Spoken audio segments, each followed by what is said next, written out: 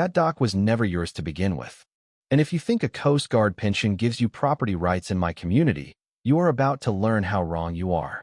Margaret Harrington's voice cut through the crisp morning air like a cold front rolling off the water. I stood on the lakefront property I had only recently inherited, watching this sharply dressed woman in a tailored cream suit march down my private dock as though she had built it herself. Trailing behind her, 3 members of the Homeowners Association Board were already hammering in a sign that made my jaw tighten. Community Lake Access. Association authorized. They had shown up at first light, snapping photographs of my federal marine inspection gear, measuring the boat slips, and scribbling notes about equipment they plainly did not comprehend. What Margaret did not realize was that in less than 30 minutes, a familiar truck would turn into my driveway for our standing family supper. The arrival of that one person would transform her calculated takeover into a full-blown federal investigation that would dismantle everything she had spent nearly a decade constructing. The early sun glinted off Willow Lake, throwing the trespass into sharp relief. A hired marine surveyor was meticulously measuring the dock's framework, while 2 younger board members documented every instrument with expensive cameras. This was no impulsive visit. It was a precisely planned maneuver, carried out with the kind of coordination you expect from professionals. My name is Captain Jonathan Reed. Just 4 days earlier, I believed I had found my slice of peace after 21 years in the Coast Guard. At 51, freshly retired, I inherited this beautiful lakefront home from my uncle, Admiral William Reed. I looked forward to running a modest vessel inspection business for the local fishermen. Quiet days on the water, no more deployments. The property included a deep-water dock, full federal inspection facilities, and space enough for the calm retirement I had earned. I never imagined I would inherit a fight along with it. The dock was impressive, 200 feet of heavy-duty construction extending into the deepest channel of Willow Lake, offering 4 slips that could accommodate anything from commercial fishing boats to smaller cargo haulers. Midway along its length sat an inspection station loaded with equipment most small ports envy: advanced sonar arrays, cargo scanners, and secure communications capable of reaching Coast Guard command instantly. Uncle William had been thorough. Maintenance logs were complete up to the week he passed 8 months ago. Every federal permit and license remained current, formally transferred to me after months of paperwork. Legally, it was ironclad. Or so I thought. Margaret approached with the assured gait of someone rarely denied. 56 years old, she wore the uniform of suburban power, perfectly styled ash-blonde bob, flawless makeup, jewelry that flashed warnings in the sunlight. "Captain Reed," she said, her politeness thin as ice. "I am Margaret Harrington, president of the Willow Lake Property Owners Association. We must address your compliance with our lake access guidelines." I had anticipated this ever since her email arrived, polite in wording but unmistakably menacing. The board had declared an emergency vote requiring my dock to open for community use 4 hours daily. "Mrs. Harrington," I answered evenly. "There seems to be a misunderstanding. This property holds federal maritime designations that supersede local association rules." She laughed briefly, dismissively. "Federal designations?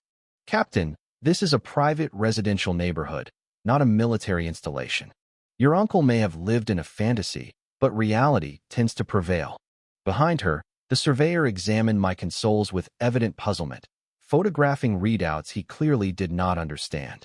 "Ma'am, this facility is an active federal inspection station.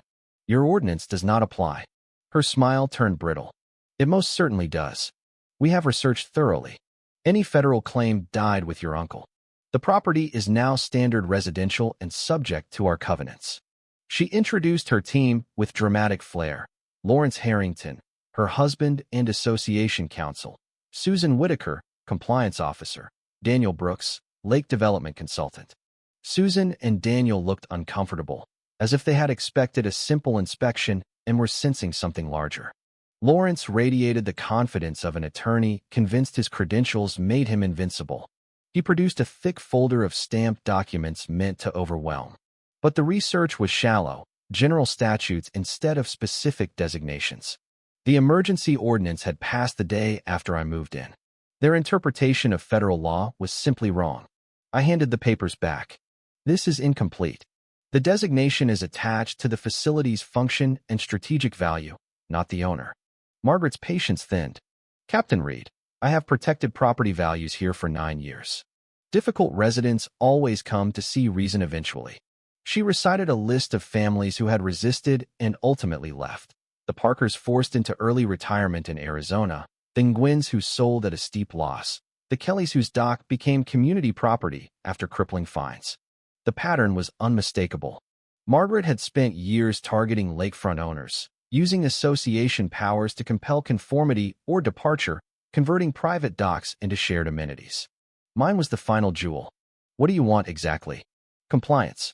Daily access from 10 to 2, approved signage, reservation system, priority booking for events, and your share of maintenance via our special lakefront levy. The levy?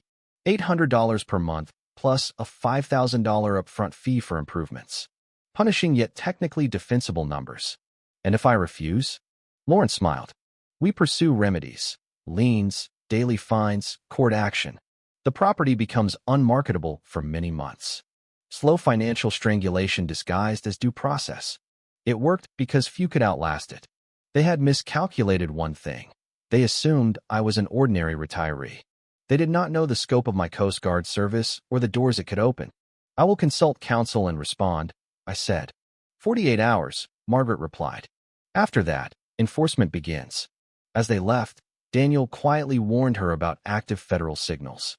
She brushed him aside and ordered full documentation anyway. Alone again, I re-examined the station. Everything was current, calibrated, connected, transmitting. The secure comm room required clearances I now held. The designation was live and protected by federal law. Interference was criminal. That night, I phoned Admiral Laura Bennett at headquarters. She confirmed, the station is critical infrastructure. Your appointment as inspector is official. Any interference or unauthorized recording risks severe federal charges. The next dawn brought escalation. Construction trucks arrived unannounced, crews installing a permanent booth, signs, scheduling kiosk, and new locks on my storage and slips. I confronted the foreman. This is unauthorized modification of federal property. He showed a board-signed work order. Standard association upgrade. Margaret arrived, triumphant. Community needs do not wait, Captain. Admiral Bennett, unauthorized civilians are altering a classified federal facility. Her voice carried clearly. Federal security dispatched immediately. All civilians vacate. The crew stopped instantly and began packing. No paycheck justified federal exposure. Margaret fumed as Coast Guard vehicles arrived, reviewed credentials, and ordered everyone off pending investigation. She retreated to strategize, but I knew she would double down. That afternoon, Daniel apologized at my door. Mrs. Harrington said you were exaggerating old claims. I told her the equipment is live federal. She insisted anyway. Security footage later revealed a nighttime return for figures photographing and attempting entry to the secure room. I forwarded the video. Federal response escalated. The following morning, Margaret launched her boldest play, a convoy with private security declaring emergency association intervention, erecting barriers, restricting my own access. As guards posted signs, federal reinforcements rolled in, multiple Coast Guard units, DHS investigators, mobile command. Agent Thompson took command. This is federal critical infrastructure. Remove all barriers and vacate. Margaret protested. We have jurisdiction. He displayed the active federal entry. Interference is a federal crime. Then my brother arrived. Mayor Edward Reed stepped from his city vehicle, expecting supper and finding chaos. At 54, he carried the same calm authority honed in council chambers that I had learned on ships. Jonathan, what in God's name is going on? Before I could answer, Margaret recognized him and realized her target was the mayor's brother. Color drained from her face. Mayor Reed, this is a simple compliance issue. I had no idea he was family. Edward surveyed the scene. Simple? It looks like an attempt to seize federal land. Agents confirmed the classification. Neighbors gathered, and stories poured out. Years of harassment, forced sales, ruined retirements. At least 15 families victimized for using their property as they saw fit. Daniel cooperated fully, admitting pressure to document classified systems. Live news crews captured everything. Reporters framed it as an HOA president facing federal arrest over government property. Warrants arrived swiftly. Margaret and Lawrence Harrington were cuffed on charges including interference with federal operations, unauthorized access to classified facilities, civil rights violations under color of authority, and conspiracy. The association was suspended immediately. All fines voided. Residents cheered openly for the first time in years. 2 years later, Margaret serves the 4th year of an 8-year sentence. Her case became precedent, cited whenever local entities challenge federal authority. Willow Lake thrives. Property values rose over 30%. Families returned.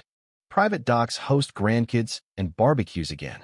The station operates smoothly, supporting commerce and security without interference. Uncle William's true legacy was duty, protecting federal assets from local overreach. I have since discovered 2 more facilities he safeguarded, each now threatened similarly. I will defend them as needed. Justice prevailed. The community healed. The rule of law stood firm. What about you? Have you ever seen a homeowners association, a city board, or any local power push beyond reasonable bounds? Where do you believe the line should be drawn between maintaining community standards and protecting individual property rights? When does enforcement cross into bullying or injustice? I would genuinely like to hear your experiences and your views. Please share them in the comments below.